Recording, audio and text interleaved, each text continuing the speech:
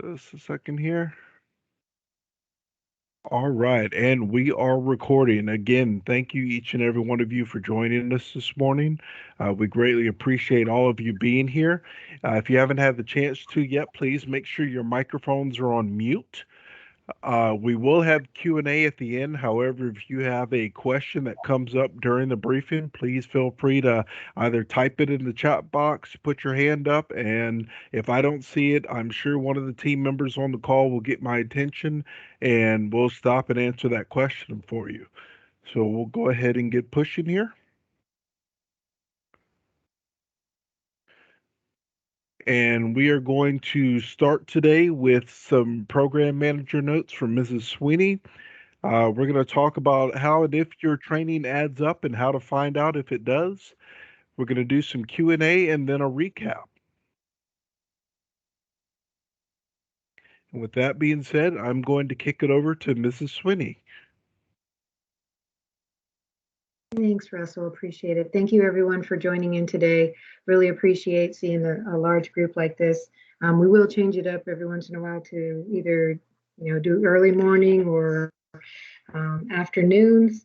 Normally, we do them on Wednesdays, Fridays, and Mondays, just depending, because those are not as busy with meetings days. So, again, thank you very much. You're going to get a lot of great information. Please feel free to ask any questions in the chat. Next slide, please. And then before I start, I just want to make sure I let you all know who's on the call. Currently, we have our boss, Steve Clare. We also have, I see Dottie Hevelfinger. You guys might know her. She's on pretty much all the emails as well. Kristen Clark. And we have our new person, John Crabtree, on.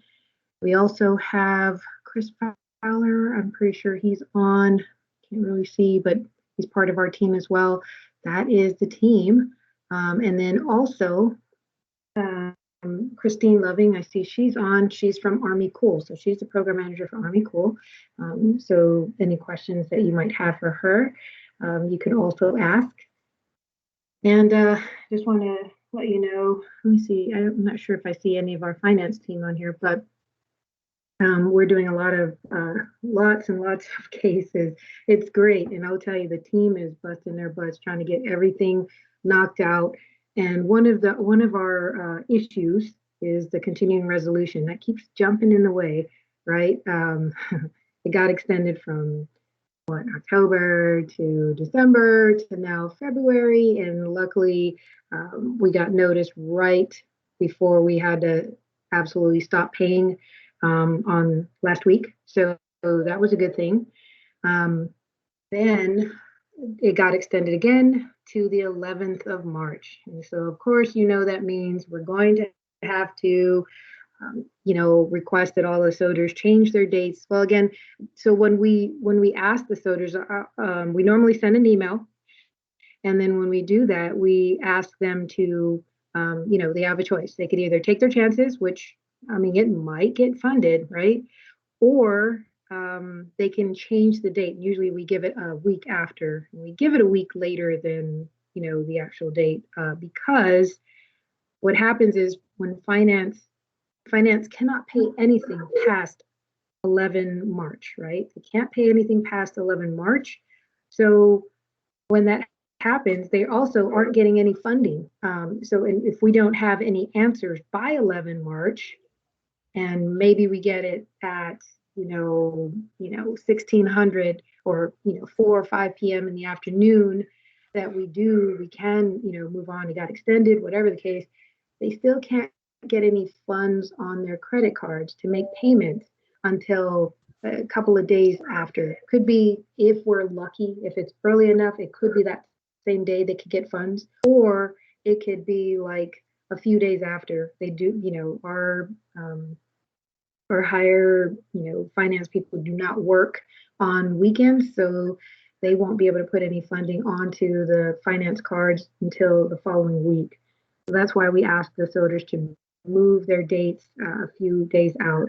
And then if there is no resolution, then of course we just keep rejecting every single day until we do get funds. Okay, so would love if you could help out with, if you see people in the queue, which you probably don't see anybody yet for the 11th and on, maybe like onesies, twosies, because the CA team is, again, like I said, they are busting their butts trying to get all these cases through or past 11 March, right? They're like on, I want to say, the 7th of March with continuing to work through all those cases. There's a lot of cases. I saw a lot of cases for like the 8th of March and on. So they're going to try to get through all of those within the next week, or, well, yeah, within the next week. And then once you start seeing them, or if you already know somebody has a date after the 11th, that following week, I'd ask that you reach out to those soldiers and say, hey, the resolution could keep you from, starting on the dates that that you had them on. So I'd ask that you try to move them over to like the 21st of March and on. Okay.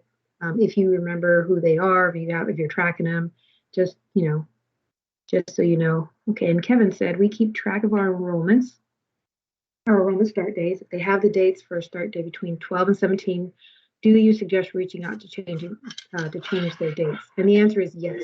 Please do that. It would be great if you could. Oh, I think Amy, you have your okay. Thank you. Somebody has their mic open. Okay, but yes, please, if you could reach out, that would be great, and it would be very helpful um, to the SODU. Yes, we are also going to reach out once we process all the cases for the 11th.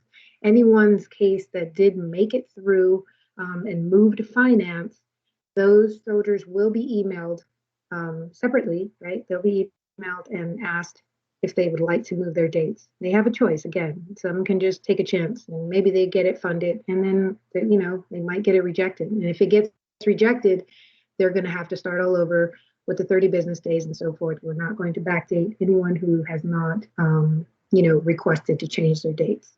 Okay. Thank you. Great questions, Kevin. Thank you. The next thing is the updates on certificates of completion. Okay. So we really appreciate all of you. Okay, somebody's got their mic not muted. Can you please mute your mics? We really appreciate all of you pushing forward with getting all those old certificates of completion in there. We're still getting through them, so if you still have some that are out there that you haven't uploaded, please feel free to do that. And we also had some requests where someone had said, well, soldiers said that they're going to submit extensions. Well, we'll tell you, if we get to those cases and they still have not submitted an extension, we're going to reject. Okay, they either the soldier does it or they don't. We can't continue to keep all of these cases open in hopes that they're going to submit an extension. Okay, if we see some that are way past their date, we're going to reject them and they will be recouped. Okay, so I know you're trying to help out the soldier, really appreciate that. But please understand that if they have not done it, we will not, we're not going to hold on any longer. Okay, so Tina asked, can you define the process on the 11th? Does that mean registration to take an exam on the 11th? Okay, so if somebody's case is on the 11th of March, we will make that payment. Finance will pay everything through the 11th of March. Okay, we'll not, so registration, whatever, the payment itself will be made for the 11th. Does that answer your question, Tina? And then, let me see. Okay, so Nikki already was answered by Dottie. Let me see. Nicole, can they request an extension after their end date? Yes, Nicole, they can absolutely ask for an extension. We normally give them a little longer than 10 business days. It might be a little while longer, so they have the ability to request that extension. Okay. Again, if we get to it before they request the extension, then it will be rejected and they will be recouped. Does that answer your question, Nicole? And And LaQuisha asked, when the finance team emails us regarding payment, it lists the start and end dates. However, the credential management tab never matches those dates. We constantly receive emails to upload certificates of completion, and the start and the end date are like a month apart, and our courses are 6 months to a year. Okay, thank you for asking that question, LaQuisha. So if a soldier requests, they're the only people that can request a start and end date, right? And a lot of times they don't even pay attention. They might request it one day. Hey Russell, if you see whoever's has an open mic, can you mute them, please? Copy that. I'm looking through now. Thank you. I forgot about my Army CA webinar that started at 8, so I'll be doing that for a little bit. It's Sue. It's Sue Bailey. Sorry about that. Okay. So anyways, oh gosh, where was I? Oh yeah, so there was an issue in the system, two issues with this, LaQuisha. There was an issue with the system where soldiers are extending and the vendor or us couldn't see that change. They're working on that. That's in the backlog to get fixed.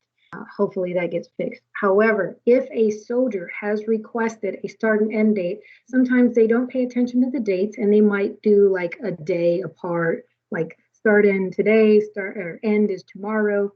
I don't know why they don't pay attention to that, but they don't, right? So you might see mismatched dates like that.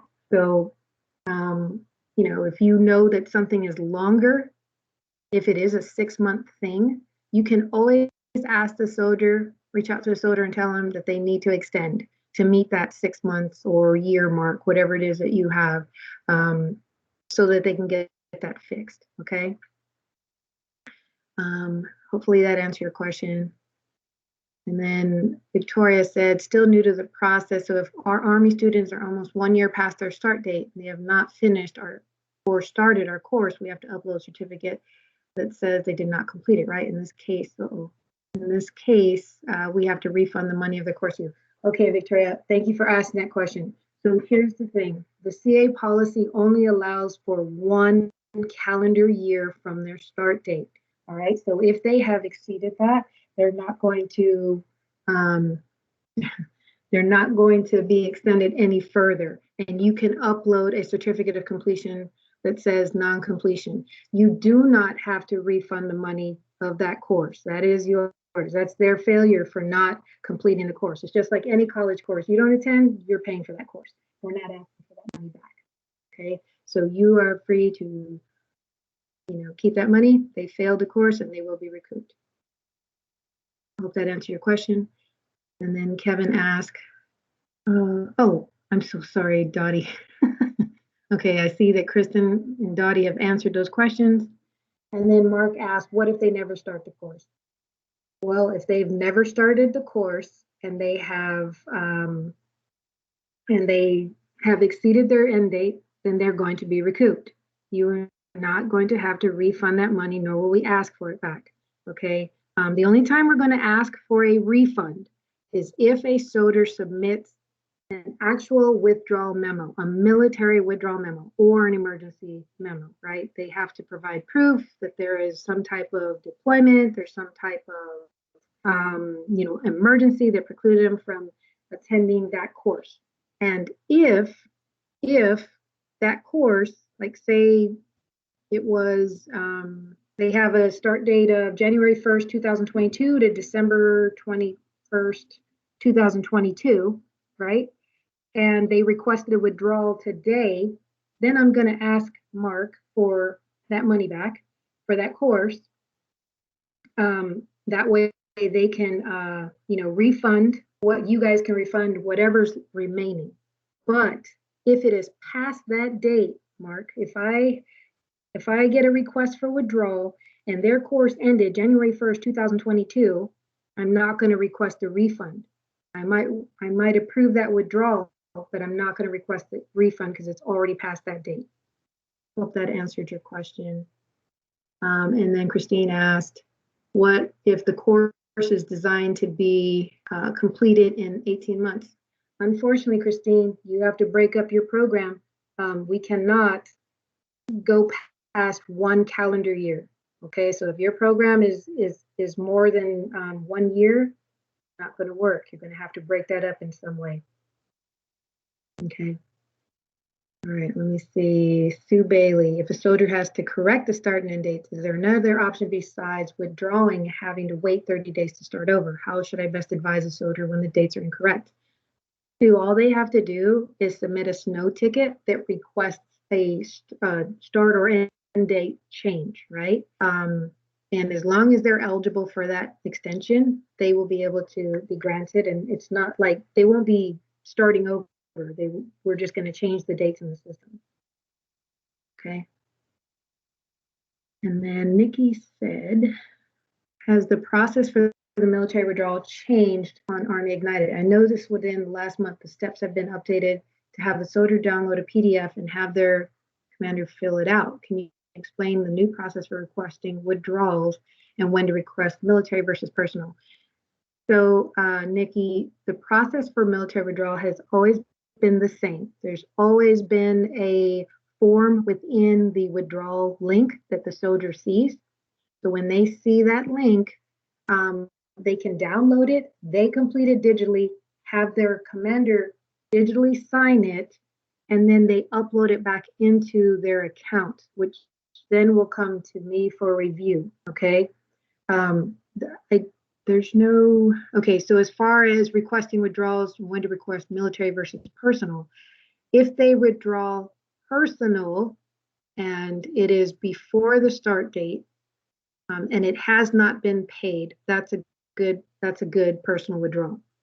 Or if they do select personal after a case has been paid, it will automatically send them to recoupment if that case has not been right, if it's not been completed. So that is going to go to recoupment. A military withdrawal is for any emergencies or anything that for military duties, like deployments are ramping up right now, right? So if they submit something for that, that's when they select a military withdrawal. Or the other military withdrawal reason would be a soldier has, let's just say the start date has not started, but the case has been paid. Then they can submit a military withdrawal saying, I'm requesting a withdrawal prior to the start date. I hope that helped you, Nikki. Okay. Oh, okay, thank you, Dottie. And then Susan asked, soldier shows completion in CA management. They never started or completed. How do I document this? Well, if they started, or if they show completed in the CA management tool, that just means that they uploaded a document that obviously was not accurate. You can email us with that information of who the soldier is, and then we will work with that from there. Sorry. Yeah, this is why we have the vendors uploading the certificates of completion, because we do have soldiers that are not going to do the right thing and upload something that is not necessarily correct. So thank you. I appreciate you letting us know about that. Okay, so moving on to social media posts. We've seen a lot where vendors have added on their websites about the Army CA program, but you keep getting it mixed up with Army Cool, right? Army Cool is a separate program. That is where all the credentials that a soldier can pursue, that is where they will find those credentials. They are in Army Cool. Army Cool is the repository for those, right? Army Credentialing Assistance is the program that we are working, that we have soldiers request funding for, right? And they do that through Army Ignited. I know it's kind of confusing. Army Cool, Army Ignited, Army Credentialing Assistance. Just know that Army Cool is the repository for all the credentials, but it is not where they will request funding. So please, if you want us to look at your stuff before you put it up, please feel free to send it to me. I will look at it. I will make the corrections and get it back to you so you get the information out there correctly. This is a big deal, and we're every time we find it or someone sends it to us, we got to address it and get you to fix that. It's the Army Credentialing Assistance Program. I know some people might be dealing with other, services, cool, right? They call theirs cool, Navy cool, Marine Corps cool, whatever. Army does not have Army cool as the program. It is the Army Credentialing Assistance Program. Okay, Army cool is the place where you're going to find our page. You're going to find all the information for, credentials. But it is not the program that we receive, that soldiers receive funding for. Okay, the platform that we use is Army Ignited. No problem, Josh.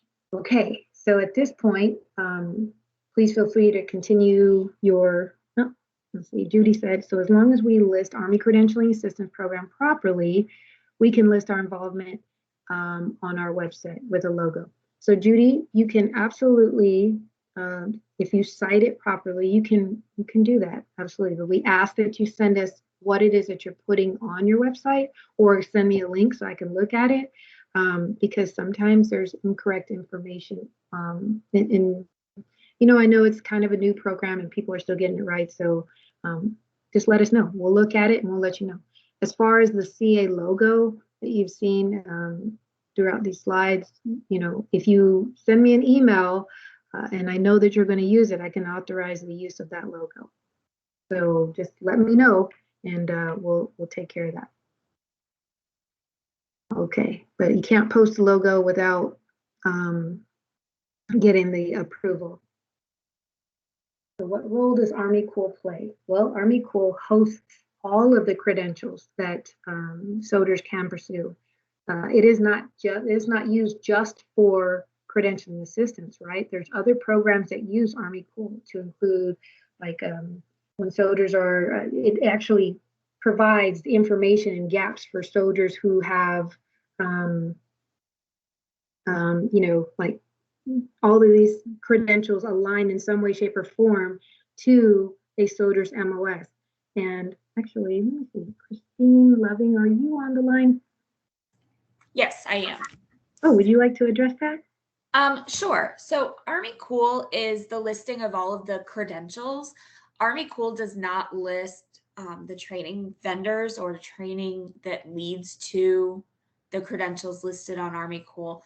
Army Cool provides data that links credentials as well as federal licenses and national examinations, and we link those to Army MOCs, the MOS, warrant officer, AOCs, and ASIs.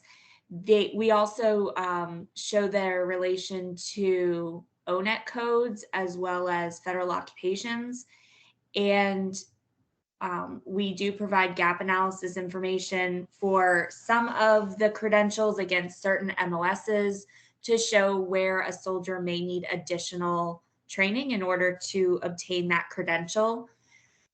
We show this for a variety of purposes. In addition to the credentialing assistance program, there's the institutionally delivered credentials, the MOS proponent funded credentials that we indicate. And then we also have GI Bill is another option for funding. So it's used by a variety of platforms, a variety of funding sources, and it's also informational for anyone that wants information about credentials as they relate to the Army and the occupations available in the Army. Thank you, Christine. So Josh also asked, so Army Cool is the gatekeeper that authorizes various certs and how they are online or linked to Army ranks and MOSs. CA is the funding program and Army Ignited is the portal to request funding. Absolutely. Thank you very much, Josh. And thank you, Christine. The military occupational specialty. So that's a soldier's, basically, that's a soldier's job. So let me see. The other thing, Army Cool is also used by like retirees, those that are transitioning out of the Army, new recruits, all of these people use Army Corps, whereas Army Credentialing Assistance is only for active duty, National Guard, and Reserve soldiers that are currently in the service.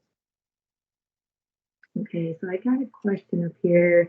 How do Army CA approved vendors have their different courses of instruction listed in Army Corps for soldiers to attend? So again, an approved CA vendor, if this vendor is a training provider, they're not going to have their courses listed in Army Corps. So again, you might be getting that confused. Army Corps is not where you're going to find vendor information. So I'm not sure if you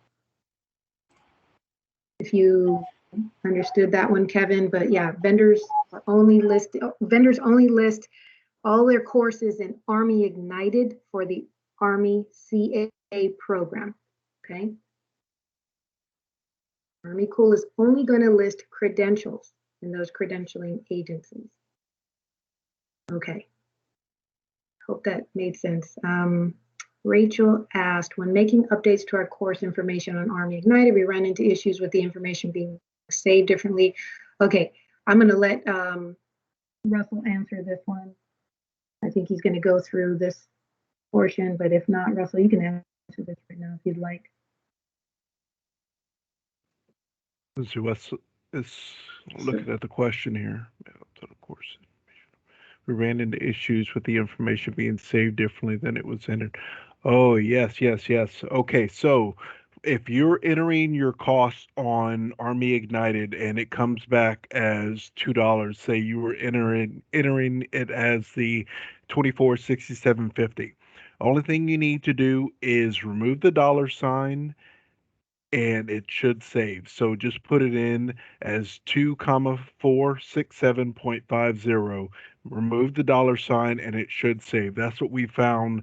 The system will allow it to save that way. So give that a try if it's still coming back. No worries. Thank you, Russell.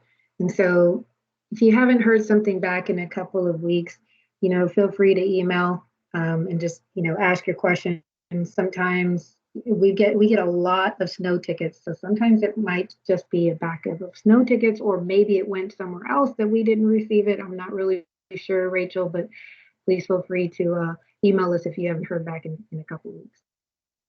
I believe this is the issue causing rejection of CA approval for soldiers because Army Ignited does not match our invoices. Now I will answer that part, Rachel. If and sometimes the quotes do not match what is listed in Army Ignited, right?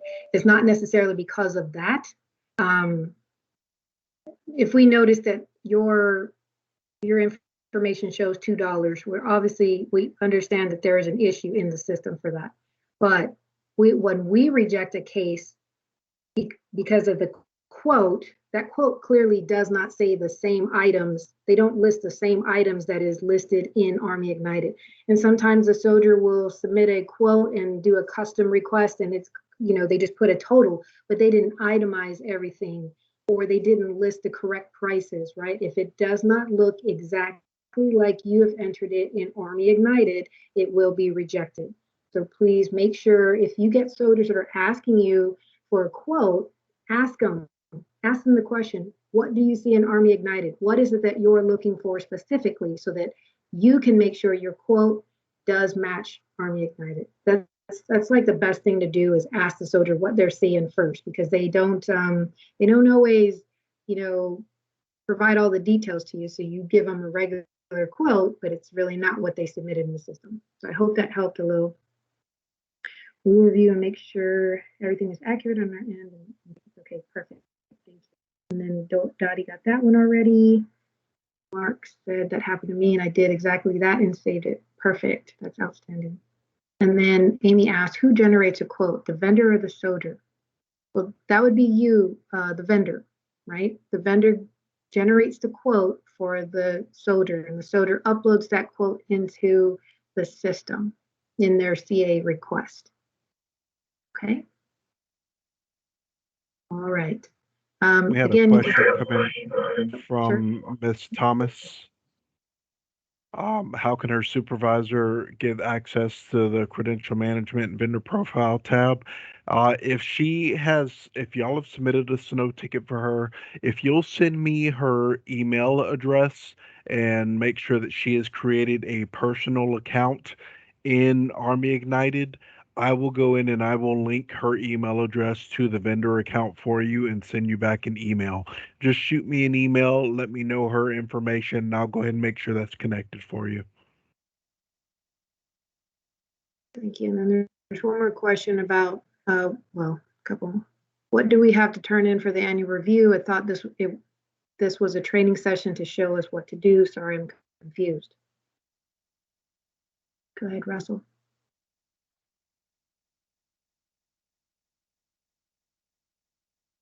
Okay, Russell, so yeah, I'm here. Sorry. So if you, for the annual review that we kicked off back in January, this is an opportunity for you to go into your application, make sure that your cage code is current for the year, make sure that your URLs are current, your POC information is good, and ultimately your cost that you're listing your training for is correct. If everything is good there and you're good to go for the year, shoot me back an email, let me know that you're good to go, and I'll remove the hold on your account.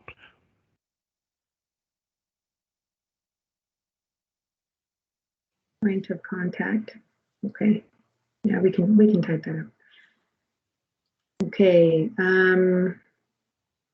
Okay, so thanks, Sophia and Josh. I should have asked, how does a vendor have their courses of instruction listed inside of CA? Is there a specific point of contact or number to call? Right.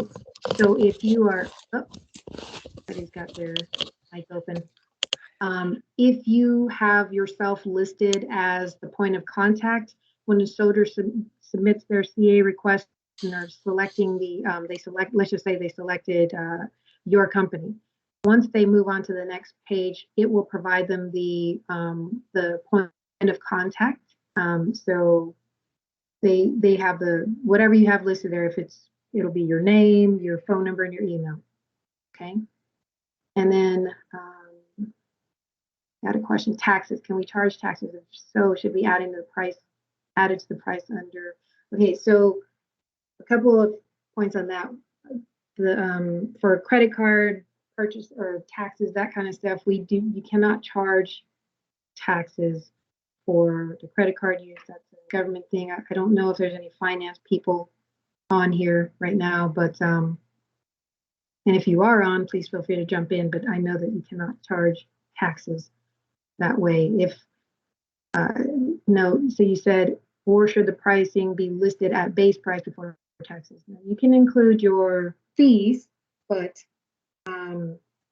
again, if you're charging credit card fees, that is not something that you can ask for. Okay, if you have something that is inclusive with all that stuff, well, then you do. But we don't allow for charging taxes, credit card taxes. Okay. Let me see. Our trainings are 5 days. Sometimes the soldier profile shows a start and end date of a month. The original upload shows request from the soldier shows the correct class date is 5 days. If I upload a certificate of completion for 5 days, that's within the 30 days time frame listed. Will that be accepted, or there be issues for the soldier? No, that's totally fine. You can absolutely enter it or upload it early.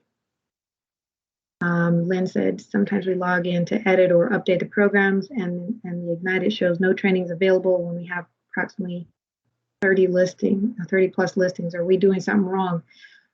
Lynn, that is a great question. I will tell you, I'm not sure if there's more than one account. Maybe I'm not really sure. So why don't you send us an email so that we can figure that one out? And Sue asked, our university cage code expires next month, March 26th. Updating the code is handled by university's finance and admin department. How do I update my vendor profile? And so you can do this like going into your account, and then you can edit at that point. But here's the thing with the cage codes, right? The Army Ignited system only gets a feed from sam.gov once a month, right? So let's say you updated your stuff today. you will not, it'll show up as an error. It's not going to allow you to complete that cage code, right? So that's when you would have to submit a snow ticket and say, hey, I need to update my cage code because it's not correct or it's outdated, whatever the case. Submit a snow ticket, we'll forward it up to the technical team to get them to upload that. So just know that if it's not if you've done something after the first week of the month, it's probably going to give you an error when you try to upload that cage code, right? So you could either wait till the end of the month or after that first week and then try again, or you can submit a snow ticket and we'll push it up for them manually. All right, so I'm going to go ahead and pass this on to Russell so he can continue, but I'll go ahead and answer the questions in the chat box. So, and thank you all very much for all that you do for us. Really appreciate all your support. Thank you. Back to you, Russell. Thank you, Sophia, and thank you everyone again for the great questions. And we're going to push on here for you. So the next item we're going to talk about is, does your training match up? I know a lot of you have heard recently or seen recently that we sent out a lot of email traffic about making sure that your credentials match what the credential body adds, and there was a lot of confusion about that, i.e., some credentialing agencies may not want to verify your information. So we came back, we went to our legal team, we thought about it, and we came back with this. We want to make sure that what you're offering and what you're providing in your training leads to that certification, that credential. So what we're going to do here is I'm going to show you how to get to the Army Cool page. If you've never really been in there, we want to show you that, how to get to the Army Cool page, how to find that credential that you're looking to add your training to, and make sure that you align with it. And here I've put the link for the Army Cool page. I'll go ahead and click on that, and I'm going to drag this over once it. You there? Yeah, I don't know if anyone else is having this issue, but I still see my slide showing up. Yeah, your slides aren't moving, Russell. Oh, hold on. Let me.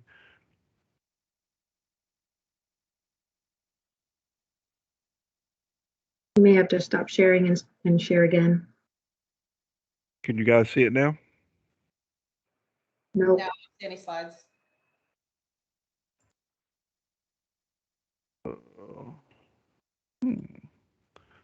Okay, let me try stop sharing again. It's probably because you got booted and then you came back. Yeah. Yeah. Okay, well, since you're working on that, we'll just answer some questions real quick. Let's see. Fisher. Sometimes we log and edit. Okay. Okay, we already talked about that one. Sue. You guys see them now? Nope. Yeah. University cage code expires next month. Updating the code. Okay. Okay, we talked about that. Greg asked if the course prices just changed or were increased, can I go in and update the application? Is there a 90-day wait period for the price to take effect since it's an increase? So Greg, good question. You can go in and do that and request or submit those changes. Totally fine. Just know that when SODers submit whatever they might have already submitted for a case, if it is the old prices, we ask that you all honor those old prices, right? But you will be honoring all of the old prices during this wait period. And if you have a mic, please feel free to come online.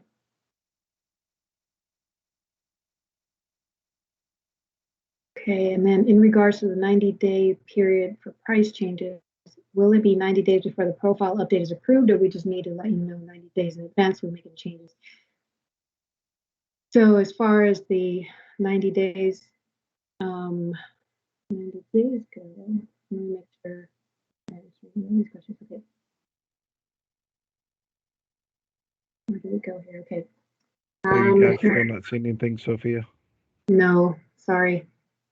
It doesn't even look like you can stop sharing.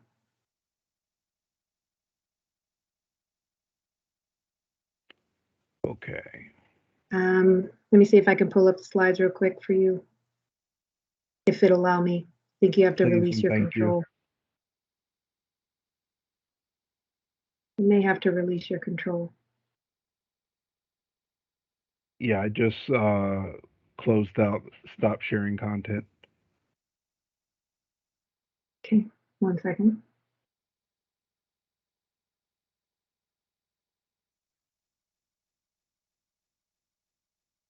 Okay, give me a sec.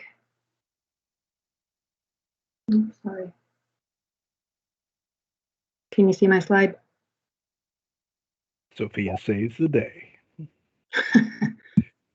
Just tell me when you need me to. Oops, sorry. Okay. Tell me when you need me to move.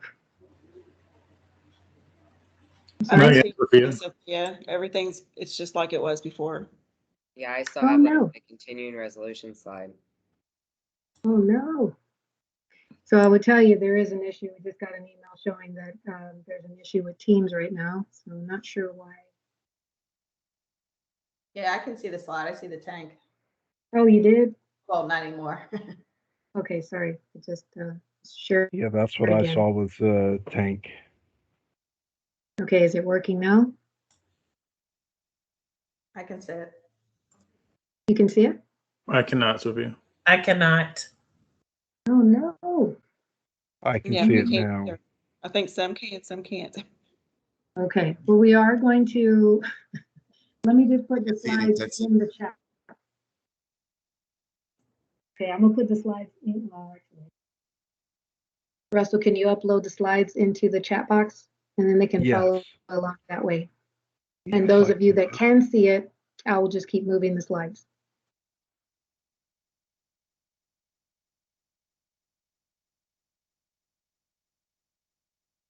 Okay. So I'll continue on with these questions as he uploads the slides to the chat box, where you can download them and follow along if you can't speak. So they are uploading now. Perfect. So Shanina asked about the 90-day period for prices. Will it be 90 days before the profile update? Okay, so just so you know, once you submit that update, right? You let Russell and Dottie know in advance that you're doing this. They can go in and they can review it, and then they can make it go into effect at that point, right? But everything depends if it is going to be a reduction or an increase, okay? Tina, can I call you? Oh, okay. Right, Tina. So Kevin is asking to contact Tina. All right. The taxes should or can state taxes be added to the total cost? I will tell you, we are not supposed to have any taxes like state taxes, but I really don't have a finance person to answer that as a definite. So if you would send me an email, and then I will get the finance team to respond to it. Okay. All right, let's go down. Okay, so the recording will be sent out via email. He will put it on a YouTube link and then he'll send it to you all so you're able to read that. Okay. Right. Let's see. Susan asked, we don't have course versions in our application as versions are routinely updated. For example, recent notification on CAST and Network Plus. Is this acceptable to have generic courses? Susan, do you have a mic? I do. Can you hear me? I can hear you. So Network Plus, for example, recently changed from 007 to 08. We always offer the students, the soldiers, the most recent version. Okay. But in our in our application, for example, it's Network Plus. It's not Net Plus 007. A plus is ready to change from the exams 1001 and 1002 to 1101 and 1102. Again, the courses are updated on a regularly, schedule. So I just, when I saw the update on CASP to take it down, I didn't take it down because I didn't have CASP in there with a version that is no longer available, but the soldiers who apply for CASP will always get the most current. So that's why I asked that question. And that's fine. Just as long as they're not getting something that's about to expire. That's our main thing is, we do not want anyone to give soldiers, something that's going to expire and be outdated, which is not going to be beneficial. Of course, totally understood. So I can leave my application as is then with the course title, not with the course version. Yes. Thank you. Mm-hmm. And Josh asked, there's been some inconsistency with invoices sent prior to a price change on whether a soldier or not needs to resubmit an updated invoice. We want to honor any previously quoted price. Is it possible to have a standing policy for our company? And so, Josh, what do you mean by a standing policy? Well, it seems like depending on the certain pay agent, like we increased our price by about $100. And even though it was a lower price submitted prior, they said, please submit with a matching quote. And they made us one soldier resubmit it and start the whole process over again. And right. In other instances, it was, hey, are you willing to honor the previous price, even though it's lower than what's currently listed? And we said, yes. So, if a company makes a price change, there's a 6-week overlap between when an invoice was sent and when it gets funded. So, or is it just that, hey, if we ever make a price change, any previously submitted invoice is now null and void and everyone has to start over again?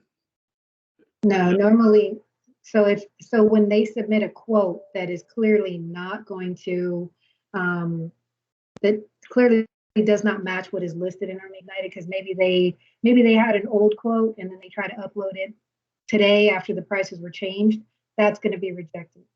If there is like an old quote with the old prices, then we ask that you honor that. That way does that make sense? Yeah, I guess we were going to honor any listed price before, but in one case it was fully rejected and the soldier had to resubmit. In the other case, it was asked, are we willing to honor it? And it was accepted. So I guess I'm looking for more standing guidance. Asking for our team to be consistent. Correct. So, if a quote is uploaded and submitted to a soldier with their name on it, and it is at or below any listed price, from our end, like, we're going to honor that. And if it was higher than that, we will honor the lower price. Just because of the sequencing timeline, is there a way to send like a modified invoice to you guys if that was the case? Or, rather than starting a 6-week process all over again, is there some way to kind of rectify it at the very end? It's kind of what I'm going after, or that we just honor the lower price and that's what we get, which is completely fine with me too. Yeah, so I will take this back and we'll have this discussion within the team. But I will tell you, if everything else matches and it is, if it doesn't match, clearly doesn't match, it's going to be rejected. We can't go back and forth and ask for new quotes from every vendor if it clearly doesn't match, right? So if it does match, this is what we'll discuss, okay?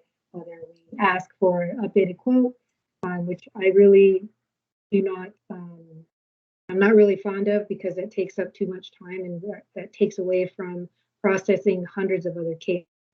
You see what I'm saying? But I completely agree. And that's my thought. If we increase price and there's a quote submitted from us as a vendor that is lower than what's listed in Ignited, we will honor the previously lower price and make that standing process kind of a thing to make it easier on everybody overall. But sounds good. No, appreciate it. Thank you. I'll get back to you on that one. Russell, are you up? I'm here, and I think Dottie's got her hand up. Go ahead, Dottie. Yeah, yes, Sophia, I just wanted to address Josh. The CA team is on track with that now. It's probably because I rejected that first one. Just like Sophia said, when we have, thousands of cases to process, if the quote's wrong, we just reject them. We don't have time to, reach out to the vendor as much as we'd like to. But I think Kristen reached out to you recently, and from then on, we are honoring, we're not rejecting them because they're different, because you said that you would honor the oak price. So I just wanted to clear that up. So there shouldn't be any more that's rejected on those. I appreciate that, Dottie. And again, a lot of the questions I ask, I know that I'm dealing on my own end, but I think they're value added to other vendors if they're going to modify price to find a standard process that helps the program overall and everyone else to hear the talk and the discussion. So you're not having to repeat this over and over again. No, I understand. Thank you. And I did send out the slides to everyone. We apologize for the technical issues this morning, but hey, we will get through this together. Each one of you have the slides, and if you'd like to, please put it on slide 7. That's about where I'm going to start from, and we can go from there. I was going to show you the Army Cool homepage. Actually, Sophia, can you pull up the Army Cool website? And we can just do it from your screen. And I was gonna have you type in a certification. I could show what I was gonna do on there. Sure. Hold on. Can you all still see my screen? I Yes. still just see a slide. Not everyone can see your screen, Sophia. Okay. Well, if you can see my screen, I do have Army Cool popped up on the slide. I mean, on the screen. Go ahead, Russell. Okay, yeah, I can't see it. All I see is the slide. But if you are able to see her screen, on the Army Cool homepage, at the very bottom of the page, it says Full Credential Search. You would select that tab, and then it's going to give you the option to search the credential that you're looking for. So, for example, if you were looking for the resilience certifications, the RBLP series, you type that in, you'd hit search, and all the ones that pull up for RBLP, the RBLP, the RBLP-T, the RBLP-C, all of those would pop up. You would see the credentialing body's name, and you can select on that certification, select where it says exams, and you'll see everything that's required within that exam. Now, if you can still see Sophia's screen and still see the slide that's up on slide 7, I think somebody's got their mic open right now. If you can see slide 7, these are the items that we need you to be looking for. And again, at first we ask you to jump out there, go out to the credentialing body, make sure that they were okay with it. We understand that that may be an issue. So here's what we need from you.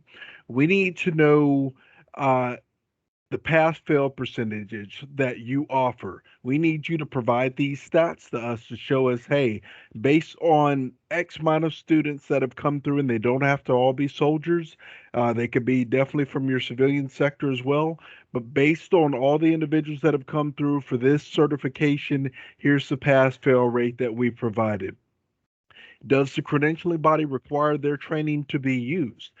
Sometimes there's credentialing bodies such as, say, the FAA that you have to teach to their standards to be able to offer the certification. Are you meeting that standard? And again, do you have the stats to back up your training leading to that certification? Now, all of these items can be uploaded on page 3 of your application. There's an option right there. But if you want to send us an email, and we prefer that you send us an email to say, hey, we meet these, here's our stats for this, here's our pass fail rates for the certifications that we offer. And we can take that. We have a folder that we've saved all of those to for the vendors who have already submitted those back to us. Send that over to us. You'll be good to go. Caveat: if you do not have statistics to back up a certification that you're listing, say you're starting a new program and you want to offer this training, but you don't have stats for it, until you can prove that you have stats for that certification, pass fail, it has to come off of your application. That was after our legal review and our team sat down and reviewed it. That's what came back with it. If you do not have the stats to show proof that you meet that certification and you are not the credentialing body themselves, then you have to remove that item from your application until you can provide those stats. Next slide.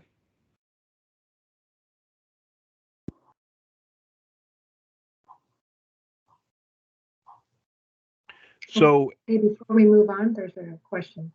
Sue absolutely. Bailey has her hand up. Hey, Sue. Hey, hi, and I again apologize for earlier, didn't realize my mic was on when I jumped in.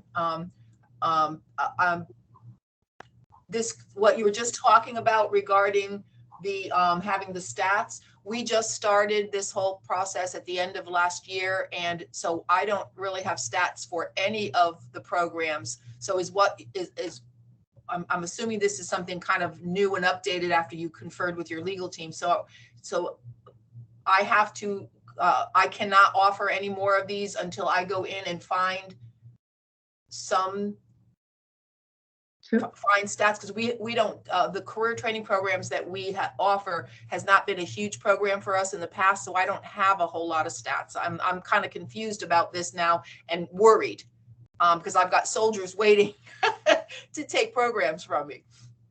So I'm going to answer that, Russell. So real quick, are you authorized to provide this, the training or the materials or anything from the credentialing body?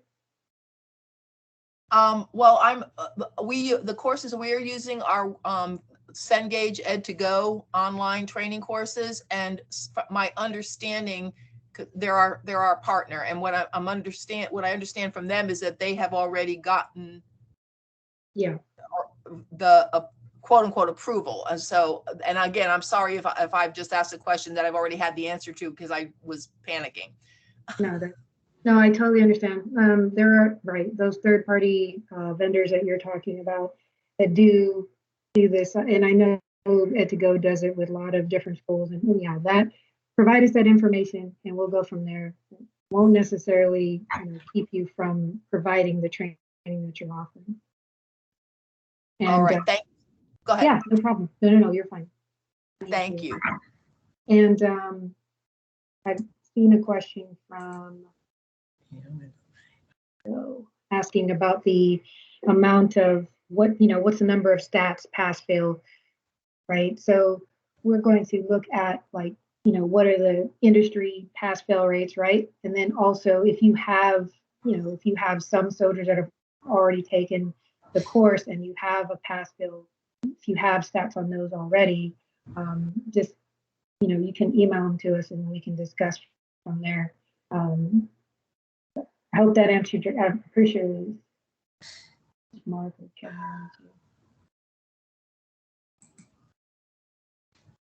Okay, so I hope that answered that question.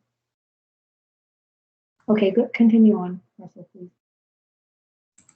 Absolutely. So as we did before with the certificate of completion and the invoice outline that we did, we created a cheat sheet for you, if you will, to help you out if you need it. If you've already got something in place, again, you're more than welcome to utilize what you already have.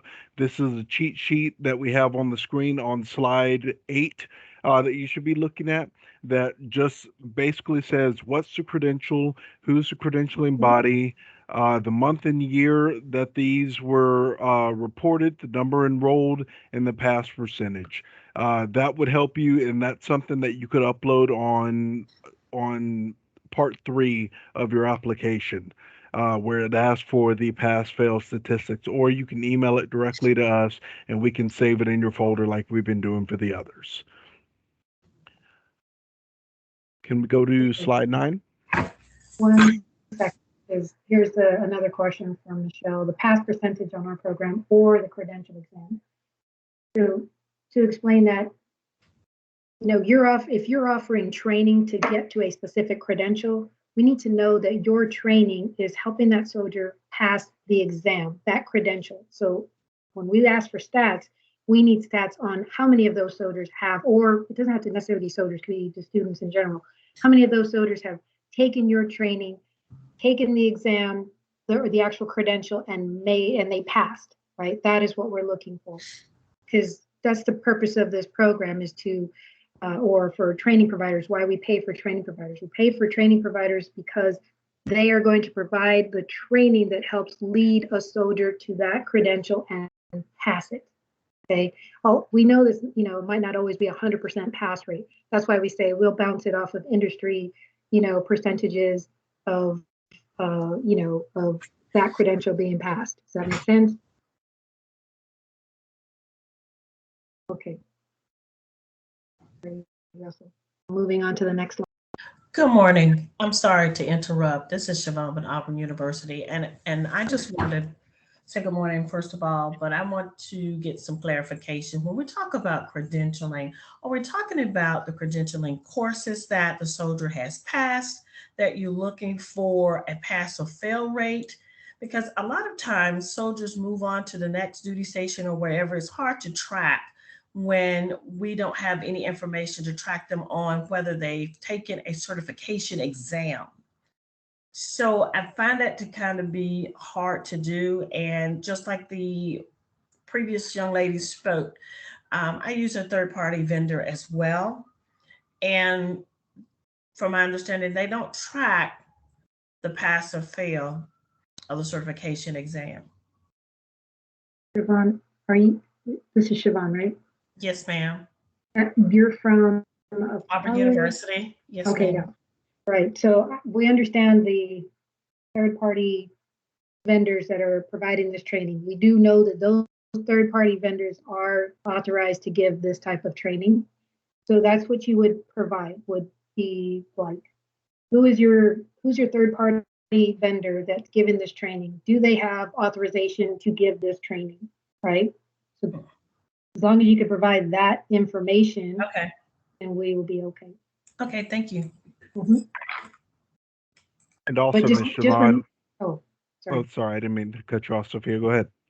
I was going to say, just remember, we are still not going to pay them. We're only paying you. We're not going to accept their quotes. We're only accepting quotes from you. But go ahead. Russell. And I was just going to say, with you being a university, and if you're going through third-party providers, such as Pearson View or someone like that, to offer the exams to soldiers, as long as you can show proof that, hey, what we're training to helps to meet this Okay. certification, this credential, Mhm. that's what we're looking for, the end goal there. That way, at the end of the day, when Congress comes back or industry like Department of Labor comes back and says, hey, how has this training helped meet the 20% gap that these soldiers are experiencing to be able to meet the industry standard, we can come back and say, our industry partners are teaching to this, and here's how they're approved. That's the ultimate goal here. Okay. Thank And you. You're welcome. Miss Moore, you had your hand up. I did. I submitted a question in the chat as well. This pass fail requirement on slide 7 and 8, is this new? Because we submitted, I'm trying to remember, we submitted and were approved back in 2020, late 2020, early 2021. And I just want to make sure that if this is something we need to go back in and amend in our current application process. That's the part that I'm trying to confirm.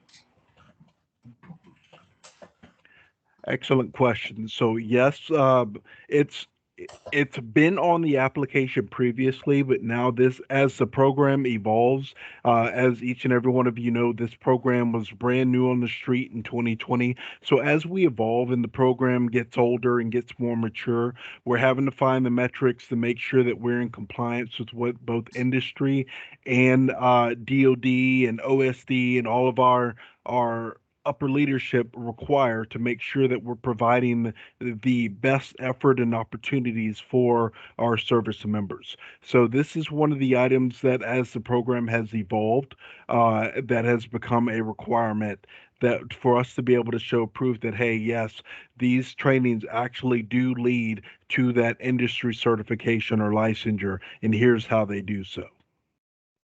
Now, Okay. as far as your application, Mhm. again on page three, it's I believe it's the second to last question that it asks on page three. You can input it there. It's been there all this time.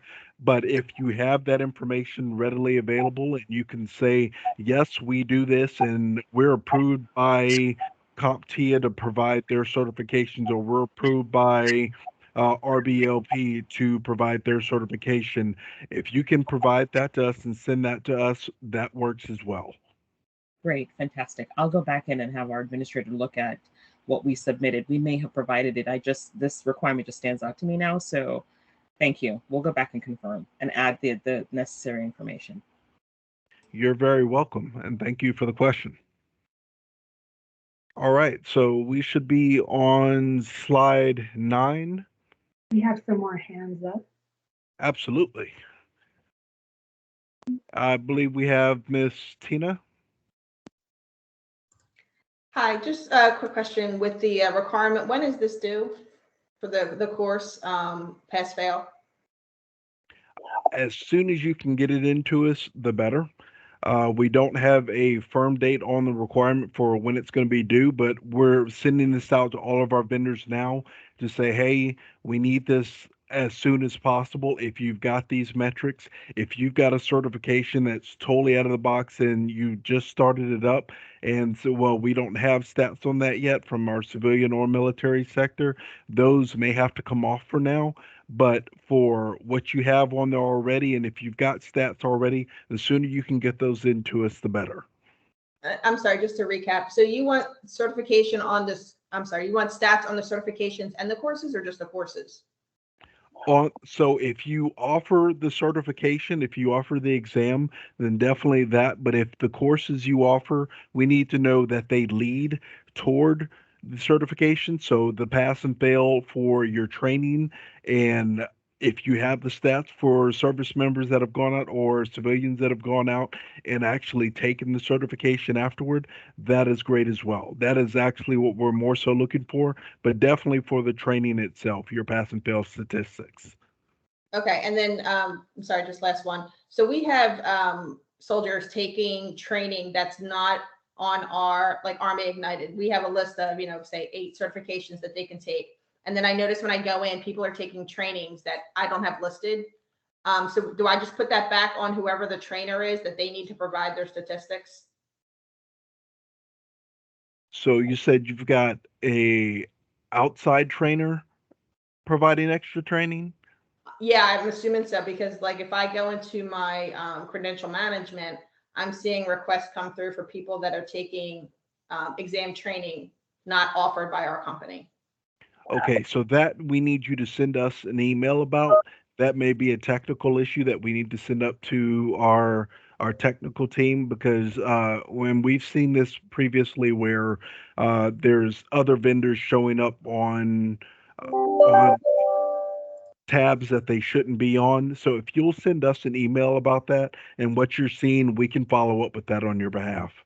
Thank you. You're welcome. Thank you.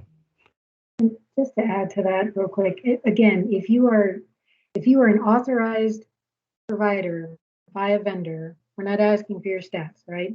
You will be good if you are an authorized provider by the credentialing agency. If you're not, then we need stats for the exam that your training or whatever credential you're giving training for, that that whoever is taking that exam, you have a pass fail rate on those. And I've been going through each and every one of your profiles individually, and I've been going on to your websites and I've been going through your items that you've got listed. And a lot of the vendors have on the bottom of their pages the badges for the vendors that they're tied to. Um, which I take back and I annotate that on my list to show proof that you've got that relationship. But again, if you've got data that helps support your cause and what you're doing, absolutely please send that in to us. Do we have any more questions out there, Sophia? Yeah, we I got a believe, lot in the chat box, but I okay. still see. Yeah, I see Miss Rachel has her hand up.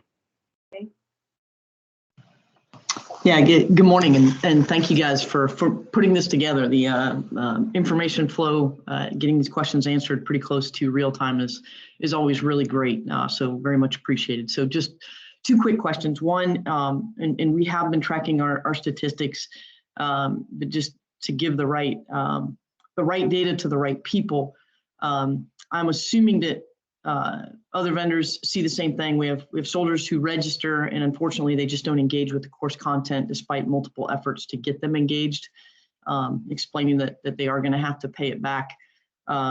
So folks that don't complete the training and basically never even started, I'm assuming that we're not counting this. We're looking at people who complete the program and then looking at how that training relates to certification. Is that a correct assumption?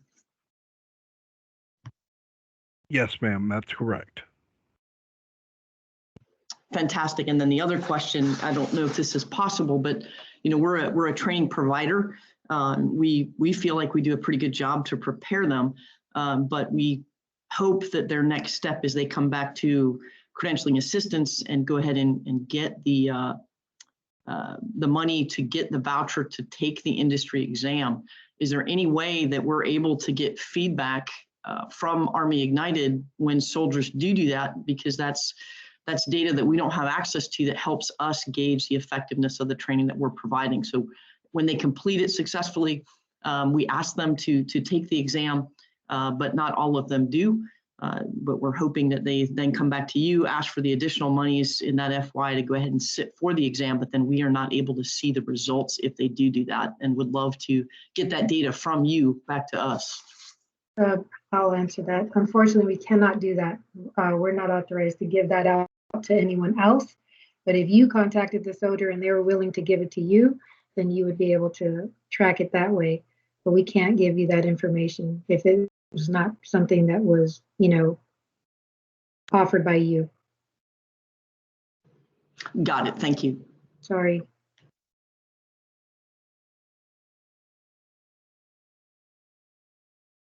Okay, is there anybody else that had their hand up? I can't see them.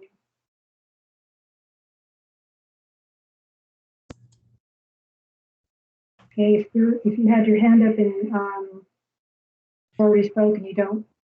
I do. I have a follow-up question really quickly. Again, because we are, I'm the only person in my office that handles all of this, so I don't have anybody here to kind of confer with or get information from. As far as uploading, I just want to make sure I understand.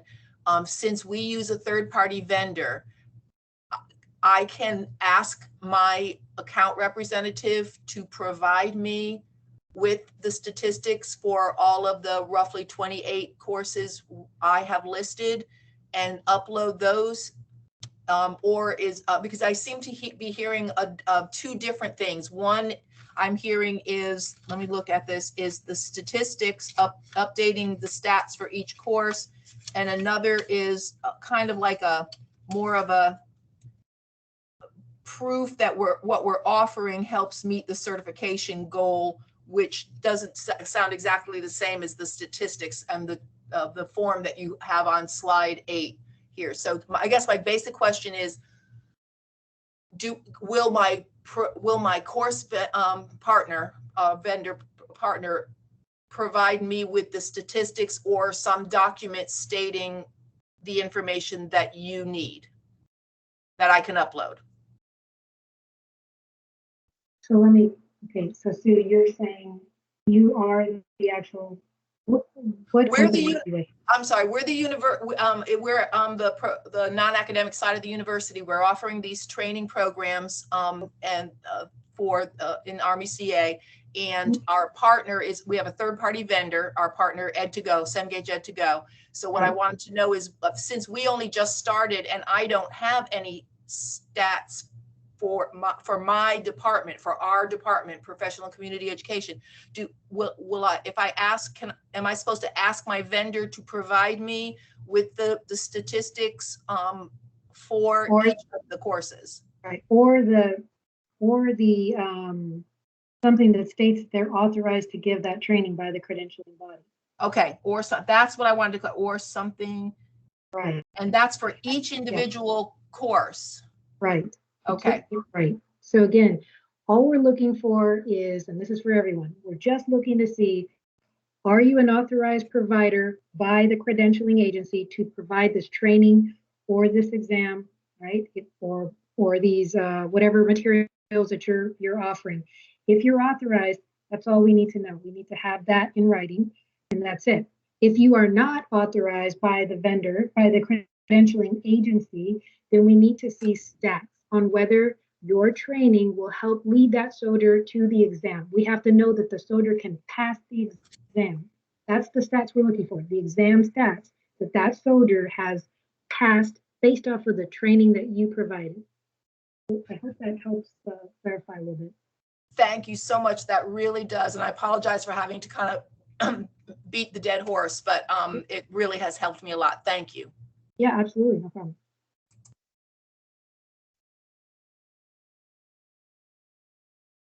Do we have any more questions in the box?